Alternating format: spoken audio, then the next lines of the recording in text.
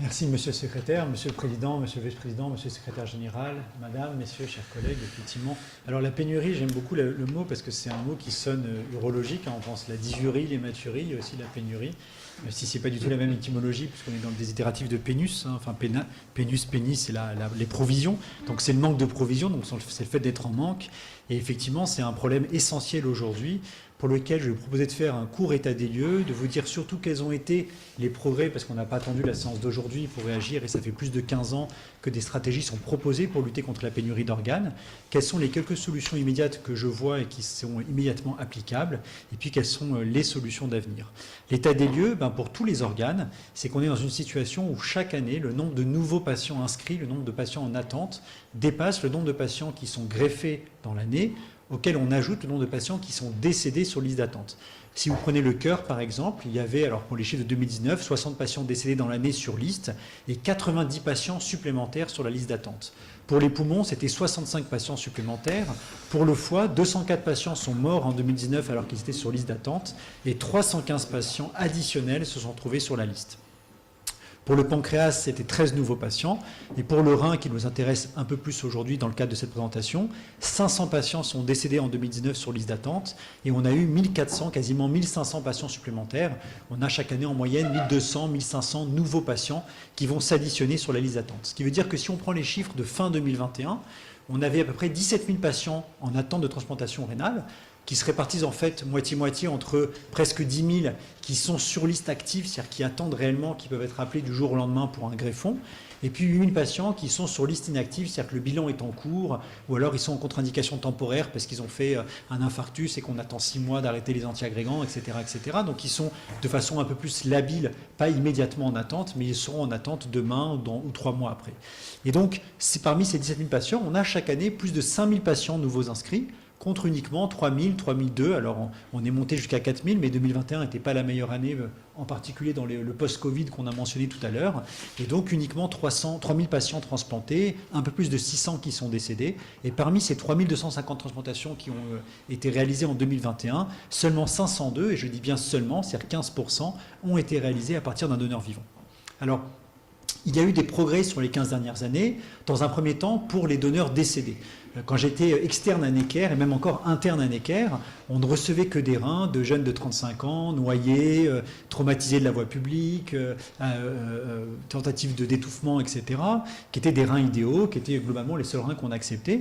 Et puis il y a eu un tournant début des années 2000, 2003, 2004, avec ce qu'on appelle les reins à critères élargis, qui sont en fait les reins de donneurs âgés, de donneurs vasculaires, de donneurs qui ont une petite maladie rénale chronique, de donneurs qui ont une protéinurie. Je vous ai mis ici les critères qui sont admis de façon internationale sur ces donneurs à critères élargis, pour lesquels le fait de greffer des patients avec ces reins-là fait mieux en termes de qualité de vie, mais surtout en termes de survie, que la dialyse. Donc c'est une nouvelle source de transplant. Cependant, et je vous ai mis un petit tableau qui correspond vraiment aux chiffres français et pas aux chiffres américains, puisque c'était le rapport de l'Agence de la biomédecine de 2014, avec, vous voyez, une survie à 5 ans qui est diminuée, et surtout une non-fonction primaire. PNF, c'est non-fonction primaire, c'est des reins qui ne vont jamais marcher, qui est le double des transplantations à donneurs décédés habituels, donc des résultats qui sont inférieurs, et vous voyez déjà qu'on accepte des résultats moins bons pour essayer de lutter contre cette pénurie. On va même un petit peu plus loin, et en France, on a été leader sur la bitransplantation rénale, qui consiste carrément à prendre des donneurs de reins très marginaux, c'est des critères très très élargis, puisqu'on a cette fois-ci des patients qui peuvent avoir 35, 40 de début de filtration glomérulaire avant même le prélèvement, qui sont décédés d'AVC, de cause cardiovasculaire, et chez qui on va prendre les 2 reins pour greffer les 2 reins, parce qu'avec un seul rein, on n'a pas assez de masse néphronique. Et ça, la bitransplantation rénale, c'est quelque chose pour lequel les équipes de Lyon, de Necker, de Nice et de l'hôpital Foch ont été assez pionniers. Et une étude récente qui rapporte toute l'expérience française, où j'ai d'ailleurs eu le plaisir de voir que j'avais été plus dans les auteurs, ça m'a fait beaucoup de peine, mais peu importe, qui a été publiée dans NDT et qui montre que on a une meilleure survie et une meilleure fonction rénale que les reins à critères élargis dont je vous ai parlé tout à l'heure. Donc c'est une vraie alternative. Maintenant, ça représente une centaine de transplantations par an, donc c'est pas non plus la solution globale à la pénurie. Et tous ces donneurs un petit peu limite, ces donneurs marginaux comme on dit, eh bien, les transplantations ont été rendues possibles grâce aux machines de perfusion. Ça a été un grand éclair dans le ciel de la transplantation en 2009 quand le papier dans le New England est sorti qui montrait que l'utilisation de machines de perfusion, et on parle de perfusion hypothermique, vous allez en reparler après, on n'est pas du tout dans la normothermie, donc c'est quelque chose qui est très très simple, hein, c'est des petites machines qu'on transporte qui coûtent assez peu cher, améliore les résultats, et une amélioration de 10% de la survie à 3 ans, c'est du jamais vu. Aucun immunosuppresseur sur les 25 dernières années, aucune nouvelle molécule n'a permis un tel bénéfice en survie par rapport à la transplantation anale. Donc c'était vraiment quelque chose d'exceptionnel dont on s'est très vite emparé, et d'ailleurs en France, il y a un forfait de la DGOS, et aujourd'hui, tous les reins prélevés de donneurs à critères élargis sont mis sur machine avec un financement spécifique qui est rendu possible par nos institutions.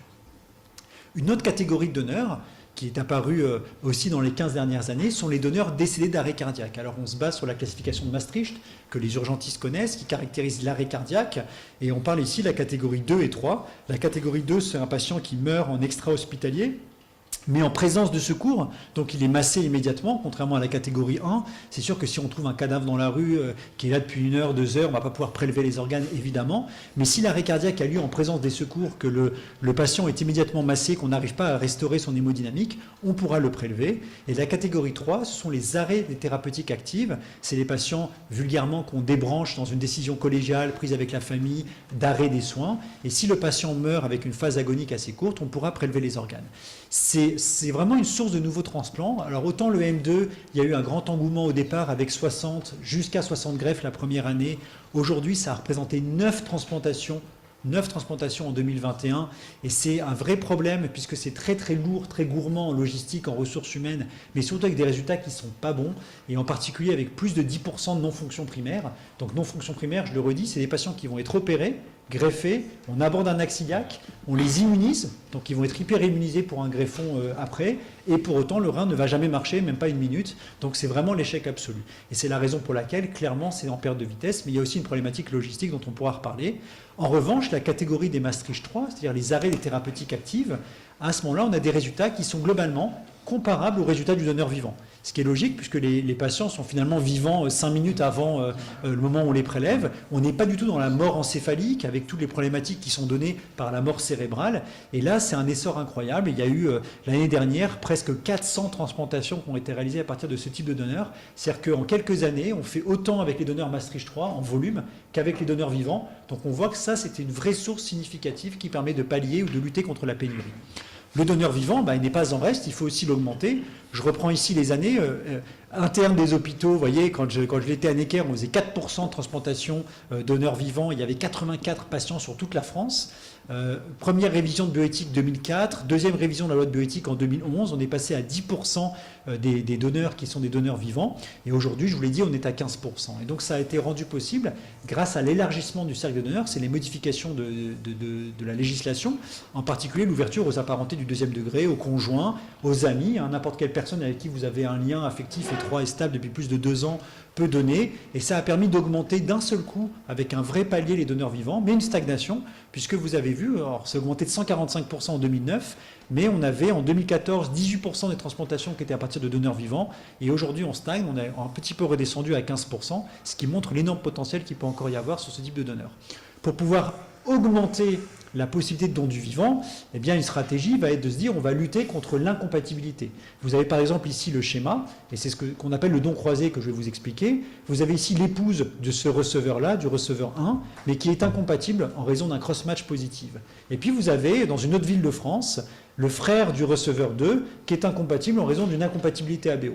Eh bien, le don croisé consiste à faire le même jour la transplantation du receveur 2 avec le rein du donneur 1 et vice-versa, de façon à permettre d'augmenter le nombre de combinaisons et de lutter contre cela. Alors, dans la loi, ça a été permis en 2011 en France, limité à uniquement 2 paires, sans donneur altruiste, avec des vraies limitations d'activité pour lesquelles nous, chirurgiens, étions assez vent debout, puisque c'était le rein qui voyage, enfin c'est le rein qui voyage et pas le donneur, ce qui veut dire que vous faites le prélèvement et vous attendez que le rein qui arrive en train de l'autre bout de la France pour faire la greffe à 3 h de l'après-midi. Vous savez comment sont notre accès au bloc opératoire aujourd'hui en France, c'est pas toujours très très très simple. Et ça a quand même, au début, débuté, et très très vite, c'est un petit peu mort dans l'œuf, avec 12 transplantations sur l'ensemble du territoire national. De 2014 à 2017, il y a uniquement 12 transplantations qui ont été réalisées par dons croisés, et aucune en 2018, 2019, 2020 et 2021. Je crois qu'il y en a eu 2 ou une depuis le début de l'année. Lié bien sûr au nombre de paires inscrites qui ne sont pas assez nombreuses pour faire tourner l'algorithme d'appariement, mais aussi lié au fait qu'on a d'autres alternatives, fort heureusement. Je vous ai parlé d'incompatibilité ABO. Eh bien, nous sommes capables aujourd'hui, alors c'est déjà le cas en Asie depuis longtemps, et on faisait des splénectomies au receveur pour pouvoir enlever les lymphocytes à l'eau réactif. Eh bien, on est aujourd'hui capable de transplanter en ABO incompatible avec une petite dégradation, on va dire, de la survie initiale, mais qui est récupérée après. C'est-à-dire que sur le long terme, il n'y a pas de différence en termes de perte de transplant avec les greffes ABO compatibles, au prix d'échanges plasmatiques, d'immunoabsorption, d'un traitement par rituximab, un anti-CD20 chez le receveur, pour permettre de le libérer des isoagglutinines. Bien sûr, ce n'est pas toujours possible. Il faut avoir un titre d'anticorps qui n'est pas très élevé. Il y a des conformations qui sont plus favorables. C'est plus facile de greffer de A-Véro que de B-Vera, etc., parce que les anticorps sont en moins grande quantité. Mais c'est possible. Et l'année dernière, il y a eu un peu moins de 90, 85 exactement, transplantations en France qui ont été faites, évidemment dans le cas d'un donneur vivant, puisque le temps de désimmuniser le receveur nécessite plusieurs semaines, et donc ne peut pas être fait dans le cas d'un donneur décédé. On peut aussi greffer en incompatibilité HLA, donc c'est l'incompatibilité, le cross-match qui est positif, la présence d'anticorps préformés contre le donneur chez le receveur, c'est quelque chose que l'on fait également, mais là, pour le coup, les résultats sont inférieurs. Alors, ils sont supérieurs aux résultats de la dialyse en termes de survie du malade, mais par rapport à toutes les autres transplantations, on va avoir plus d'échecs et une moins bonne survie du transplant. Donc, ça reste aujourd'hui encore une difficulté. Donc, en résumé, pour vous donner les idées claires, ces 15 dernières années, pour augmenter les capacités de donneurs décédés, pardonnez-moi, eh bien, on a fait appel à des nouveaux types de donneurs, les critères élargis, les critères très élargis. On a utilisé des machines de perfusion et on a prélevé des donneurs décédés d'arrêt cardiaque. Pour ce qui est des donneurs vivants, on a élargi le cercle des possibilités au niveau du législateur. On a développé un petit peu le don croisé, mais vous avez vu que c'était anecdotique dans cette configuration. Et on a surtout, et ce sont vraiment l'apport des néphrologues et des immunologistes, permis un grand développement des greffes ABO incompatibles ou des greffes avec DSA. Alors, immédiatement, si on a besoin, et on voit que c'est un besoin vital d'augmenter le nombre de transplants, qu'est-ce qu'on peut faire ? C'est un petit peu un avis personnel d'ailleurs, cette partie-là. Premièrement, c'est lutter contre l'opposition. Vous savez qu'en France aujourd'hui, on est censé être tous donneurs, sauf si on a manifesté de notre vivant, en s'inscrivant sur le registre national du refus ou auprès de nos proches, la volonté de ne pas donner. Et la loi avait changé pour permettre justement d'avoir plus de prélèvements. Pour autant, quand quelqu'un meurt et est en mort encéphalique et qu'il a des proches, évidemment qu'on demande toujours l'avis des proches, car les proches peuvent tout à fait dire mais il n'est pas inscrit sur le registre du refus, mais hier il nous a dit que, et évidemment c'est la volonté du défunt que l'on va respecter. Donc aujourd'hui il y a toujours cette demande qui est faite, ce qui est normal, on ne va quand même pas aller contre les personnes présentes et la famille. Eh bien vous avez, je parle ici des donneurs recensés, c'est-à-dire de gens qui sont en mort encéphalique et qui ont tous les critères pour être prélevés, qui n'ont aucune autre contre-indication, plus de 30% d'opposition aux dons en France, avec des régions où ça atteint plus de 45%. Si vous reprenez les chiffres que je vous ai donnés tout à l'heure et que vous prenez le nombre de prélèvements qu'on a chaque année et que vous rajoutez 30%, c'est-à-dire que vous considérez qu'il n'y a plus d'opposition aux dons, vous avez autant de patients transplantés que de nouveaux patients inscrits sur liste. C'est rien que le fait de régler ce problème d'opposition aux dons d'un point de vue arithmétique, alors ça n'absorbera pas les 17 000 malades qui sont actuellement sur la liste, mais ça permettra de faire en sorte que ça n'augmente plus. Donc ça, c'est un vrai point essentiel avec toutes les difficultés de communication que l'on connaît. La deuxième chose, c'est probablement d'améliorer la qualité du PMO.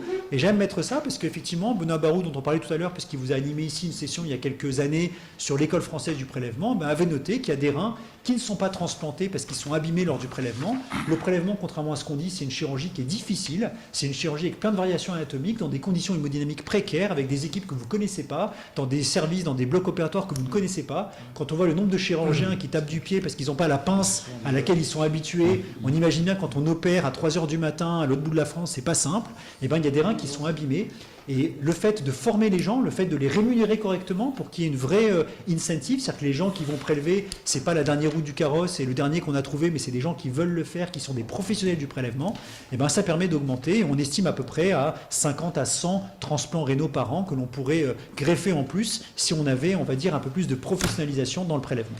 Et puis la troisième chose, et ça on m'a pas attendu pour le faire, c'est la révision de la loi de bioéthique. Elle a eu lieu l'été dernier, et pour le don croisé, même si ça n'a pas changé grand-chose pour l'instant, mais c'est très tôt pour le dire, on permet désormais d'avoir jusqu'à 6 paires, de pouvoir utiliser un rein de donneur décédé en début de chaîne pour augmenter les combinaisons, et de pouvoir se donner 24 heures et non plus le jour même pour faire ces 2 ou 3 transplantations. Quel est l'avenir? Eh bien, l'avenir, ça va être probablement d'augmenter le nombre de donneurs, et en particulier de donneurs vivants. Mais jusqu'où peut-on aller?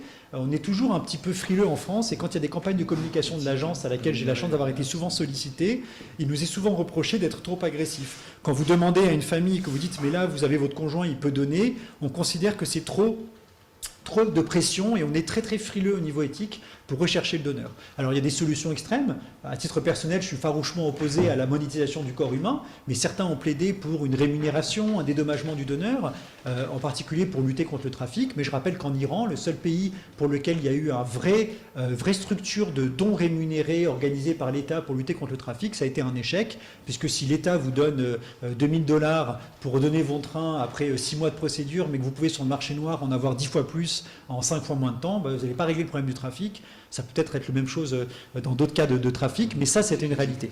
Et le trafic, c'est un problème. On ne peut pas parler de pénurie aujourd'hui sans avoir quelle est la conséquence pour nos malades, qui est pour certains de partir à l'étranger, d'aller acheter un rein. Faut quand même voir les chiffres, hein. Il y a à peu près 80 000 transplantations rénales qui sont faites chaque année dans le monde. On considère qu'il y a probablement 10 à 15 000 transplantations de reins issus de trafic d'organes dans le monde. Donc ce n'est pas du tout anecdotique. Ce sont des patients qu'aujourd'hui on voit en consultation, qui reviennent de vacances en Turquie et qui ont un rein. C'est dans le début des années 2000, peut-être un petit peu moins maintenant, des centaines de prisonniers en Chine qui ont probablement été utilisés pour ça. Donc ça a été une vraie problématique pour laquelle la communauté scientifique s'est beaucoup impliquée. Mais donner, c'est pas uniquement donner en échange de quelque chose. J'aime bien citer Khalil Gibran parce que vous avez sûrement lu Le Prophète et ça donne beaucoup de choses sur la générosité, sur le fait que quand on donne, on ne connaît pas forcément de douleur à ce geste. Et c'est vrai qu'on peut donner sans être forcément apparenté. Et ça, c'est un point essentiel pour moi d'avenir. C'est ce qu'on appelle le donneur altruiste. Alors c'est un mauvais terme parce que quand on donne, c'est par définition, quand vous donnez à votre sœur ou à votre mari, c'est altruiste. Là, c'est le don non dirigé. C'est le fait d'aller à l'hôpital et de dire voilà, je veux donner mon rein à quelqu'un, vous m'opérez et ce sera greffé à un anonyme, quelqu'un que je ne connais pas. Ce ne sont pas du tout des fous, les gens qui font ça. On pourrait se dire, mais il faut être un petit peu perturbé pour se dire, je vais aller comme ça, me lever le matin, donner mon rein. Non, en réalité, c'est des gens qui, parmi leurs proches, ont eu besoin d'une greffe. Ils ont voulu être donneurs, mais ils étaient à eux incompatibles. C'est des gens qui ont eu leur fils ou leur neveu qui a reçu une greffe de moelle et qui se sentent profondément redevables à la société. C'est des gens qui ont connu ces problèmes médicaux, c'est des professionnels de santé, c'est des gens qui ont été sollicités sur les réseaux sociaux. Bref, c'est des gens qui vont donner le rein et qui permettent dans beaucoup de pays de pouvoir créer comme ça des dominos ou des chaînes pour greffer, comme ici là, dans le New York Times, 30 receveurs juste en partant comme ça d'un donneur altruiste. C'est pas complètement anodin, il y a beaucoup de pays qui le font. Je pense à nos voisins anglais, je vous les mets ici, 2017. On avait le tournoi des 5 nations avec des images un peu différentes qu'on a données de nos équipes. Eh bien, les Anglais, autant d'habitants, globalement, le même nombre de transplantations rénales par an, 3005, 3007, eh bien, il y avait 2 fois plus de donneurs vivants, dont presque 200 transplantations à partir de donneurs non dirigés, rien qu'en Angleterre, de l'autre côté de la Manche. Et il n'y a pas de mystère, en fait, les pays dans lesquels le don non dirigé est autorisé, je vous les ai mis là, les États-Unis, l'Australie, la Nouvelle-Zélande, le Canada, ce sont les pays qui ici sont classés parmi les meilleurs dans le World Giving Index, qui est un index en fait qui évalue la philanthropie, la générosité des différents pays. Il regarde par rapport au PIB, la quantité d'argent qui est investi dans les œuvres caritatives, etc. Et qui voit qu'en fait, eh bien, tous ces pays-là dans lesquels il y a une culture du don, il y a une culture de la donation, de l'investissement, de la philanthropie, eh bien, il y a des donneurs non dirigés et il y a des centaines de reins qui sont greffés comme ça. Vous voyez que la France, avec l'Italie, on est vraiment au milieu des 140 patients qui sont classés dans la deuxième moitié et qu'évidemment, on ne peut pas changer les mentalités du jour au lendemain. Et puis enfin, et c'est ma dernière diapositive, puisqu'on parle de l'avenir, il n'y a pas de doute, à mes yeux, sur l'avenir des organes bio-artificiels, des bio-imprimantes et de la xénotransplantation à partir d'animaux transgéniques dans l'avenir de la transplantation. On avait écrit cet édito dans le rapport du Congrès de l'AFU avec Julien Branchereau et François Clinclos il y a maintenant quelques années, dans laquelle nous disions qu'en 2046, ce serait certainement l'avenir. Ce qu'on a vu récemment, et le topo que vous allez avoir dans quelques minutes va certainement le confirmer, on voit, alors ça pose plein de questions médicales mais aussi éthiques sur la durée de vie de ces transplants, sur la vision utilitariste d'un élevage d'animaux transgéniques pour pouvoir remplacer les organes de l'homme. Mais à l'évidence, on voit qu'aujourd'hui, ça représente une vraie solution d'avenir pour lutter contre cette pénurie. Voilà, je vous remercie et je suis disponible pour vos questions.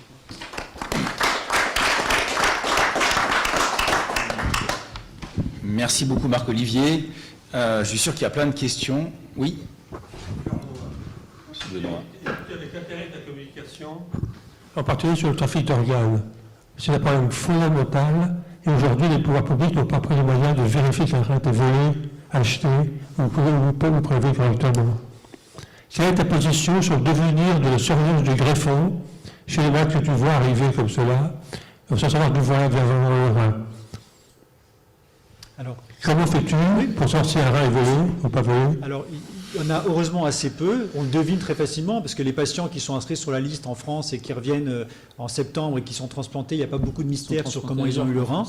Ils sont pris en charge, par la Sécu une fois que le greffon est là. Alors, il y a le côté humaniste de se dire que c'est des patients, ils sont greffés, on ne va pas les laisser perdre leur greffon. Il y a le côté économique qui est de se dire qu'à l'échelle de notre économie française, les remettre en dialyse est plus coûteux que de leur payer les immunosuppresseurs. Et donc, en réalité, c'est une économie de la société de les prendre en charge.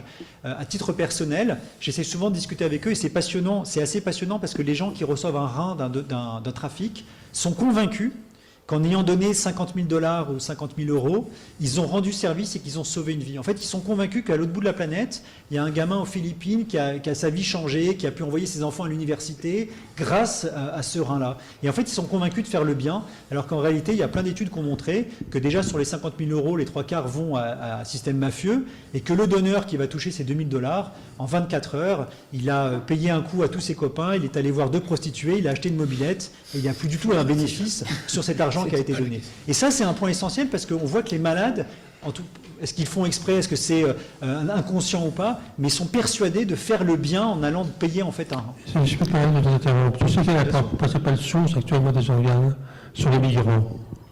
Redites-moi. Quand tu suis un groupe de migrants d'Afrique vers l'Europe, vers Israël par exemple, et bien c'est là que les organes sont prélevés. Alors, j'ai pas la réponse sur le chiffre par rapport à ça, je ne le connais pas. Ça, c'est l'aspect éthique de ta communication qui était très important, bien évidemment, et sur lequel on pourrait discuter longuement. Il y a aussi un aspect administratif, je dirais, et tu as monté pas mal de diapos qui pouvaient être choquantes à la fin, mais il y en a une qui m'a choqué plus au début, par exemple, pour reprendre 2 régions que je connais bien, la Nouvelle-Aquitaine et l'Occitanie. Si on oppose les 2 chiffres donc, de refus de dons d'origine cadavérique, de refus familial, on est pratiquement du simple au double. Alors, est-ce qu'il y a une amorce d'explication? Et derrière ça, il y a une question, c'est-à-dire qu'on ne peut pas mettre un juge derrière chaque département, mais est-ce que tout le monde joue le même jeu? Et en particulier, à l'intérieur des CHU, les différents départements qui sont concernés, les uns par les arrêts cardiaques, en réanimation particulièrement, et par les AVC, dans les stroke centers. Alors, c'est tout à fait vrai. Il y a une équité, en fait, au niveau régional, ce qui est un problème, puisque l'Agence de médecine et nous, en tant qu'universitaires et qu'hospitaliers, on est censé garantir cette équité. Les associations de patients le savent bien et nous le rappellent suffisamment et nous aident à lutter contre ça. Par rapport à la disparité, alors, dans l'activité, c'est une chose. C'est-à-dire, par exemple, le don du vivant, on se rend compte que dans des endroits où on donne les moyens de le faire, on peut doubler l'activité. Dans les endroits où il n'y a pas un accès à la greffe trop catastrophique, eh ben on a moins de pression pour le faire. Pour être très clair, quand vous êtes en région en Ile-de-France, où vous avez 7 ans d'attente pour recevoir un rein quand vous êtes de groupe B, c'est sûr qu'on fait du donneur vivant. Et nous, à Necker, on fait 35% de nos donneurs qui sont, de nos greffes qui sont des donneurs vivants, parce qu'on n'a pas le choix. Et si vous êtes dans une région où il y a globalement 6 mois d'attente, il y a moins d'incentives. Et puis, pour les donneurs cadavériques, il y a bien sûr peut-être une notion culturelle, ça c'est une évidence, mais il y a aussi les moyens qu'on met derrière. Parce qu'en fait, le refus, il ne faut pas condamner et se dire les gens sont des idiots, ils sont ignorants, ils sont égoïstes, ils sont opposés au don. C'est de l'éducation, c'est de la pédagogie, c'est qu'est-ce qu'on leur a expliqué. C'est au moment du décès du proche, comment est-ce qu'on les a accompagnés vers l'acceptation du don d'organes. Et ça, les moyens ne sont pas les mêmes, l'enjeu n'est pas le même. Je discutais il n'y a pas très longtemps, alors moi, il y a aussi le problème religieux qui est moins présent en France que dans d'autres pays, mais je discutais l'autre jour avec un rabbin, puisque des membres de la communauté juive étaient persuadés qu'ils ne pouvaient pas donner alors que c'est complètement autorisé. Et je parlais avec des gens de la coordination du 93, qui eux sont plutôt face à une population musulmane et ont souvent l'argument de la religion, en disant non, la religion nous l'interdit, ce qui est faux dans l'islam. Eh bien, ils ont réagi en fait en embauchant un imam qu'ils ont en astreinte pour venir discuter avec les familles. Et donc on voit qu'à chaque fois, il peut y avoir des limites et des freins, mais il faut se donner les moyens de lutter. Il y a des contre ça. statistiques aussi, c'est-à-dire que par Stroke Center, il n'y a aucune raison que le profil épidémiologique du Stroke Center de Bordeaux soit différent de celui de Toulouse. Et donc là, il y a des statistiques par entrée, par décès en sortie. Combien chaque stroke center, ce sont des chiffres qui sont évidemment durs à dire ou à les répertorier, mais combien a-t-il produit de reins, de dons d'organes, dans un sens versus un autre? Oui, alors ils sont répertoriés. L'agence comptabilise tous les patients qui sont en mort encéphalique, ceux qui sont répertoriés, ceux qui sont recensés, et montre ces disparités qui sont encore une fois en partie liées à des différences de moyens aussi, et peut-être d'investissement de certaines équipes. Alors juste pour compléter un peu la réponse, il faut savoir que justement dans le nouveau plan greffe est prévu au moins une personne responsable de la transplantation rénale par ARS qui normalement justement doit vérifier cela et va pouvoir regarder si effectivement le nombre de patients potentiellement donneurs vont vraiment donner ou pas et essayer de réguler ça et faire en sorte que les choses s'améliorent. Monsieur Joannet. Oui, vous avez parlé des organes perfusés, vous aviez d'ailleurs pas l'air très emballé. Est-ce que vous avez des marges de manœuvre sur ce point? On va en parler. Non, je suis très emballé par la machine de perfusion. Pardonnez mon message. Bien sûr, au contraire, c'est systématique aujourd'hui pour tous les critères élargis. Moi, j'ai une question, peut-être. Je n'ai pas aperçu véritablement le workflow du système.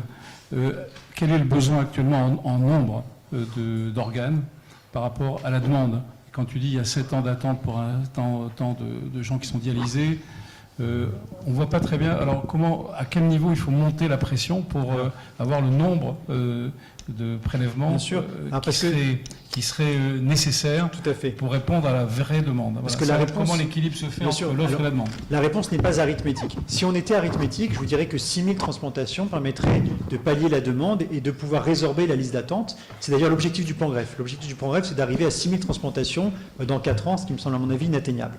Pourquoi je dis que ce n'est pas arithmétique? C'est que les patients qui ont 6 ans d'attente, aujourd'hui des patients qui sont hyper immunisés, qui ont des groupes rares, ont de toute façon une difficulté à avoir dans la population, à avoir un rein qui est compatible. Donc il y aura toujours des patients qui auront un accès limité, mais c'est vrai que si on diminue la liste d'attente, ils seront prioritaires pour des reins qui seront adaptés, on va permettre aussi de régler ce problème. Mais pour répondre précisément, oui, il faudrait aujourd'hui doubler le nombre de transplantations et arriver à 6000 transplantations par an pour pouvoir régler ça. Il y a aussi la problématique de la maladie rénale chronique, le fait de mieux soigner les patients et d'avoir moins de patients qui arrivent au stade de la maladie rénale chronique terminale permet aussi de diminuer la demande. D'accord. Mais en même temps, on n'a pas la représentation exacte de ce nombre de cas rares dans lesquels on a du mal à trouver le donneur correspondant. Donc entre ce qui est peut-être traitable, organisable, avec une augmentation par exemple de donneurs cadavériques, pourrait être traité de manière plus simple.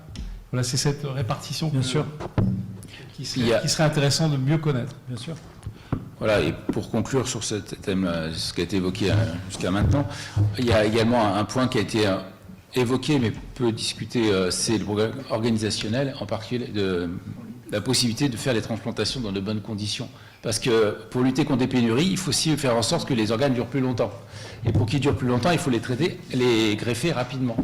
Et on voit aujourd'hui qu'il y a un vrai problème d'accès au bloc opératoire. Ça a été évoqué. Et puis, il y a également un vrai problème dans le transport, dans la logistique du transport des organes. Aujourd'hui, un rein qui est prélevé à Nice pour venir à Toulouse va passer forcément par Paris.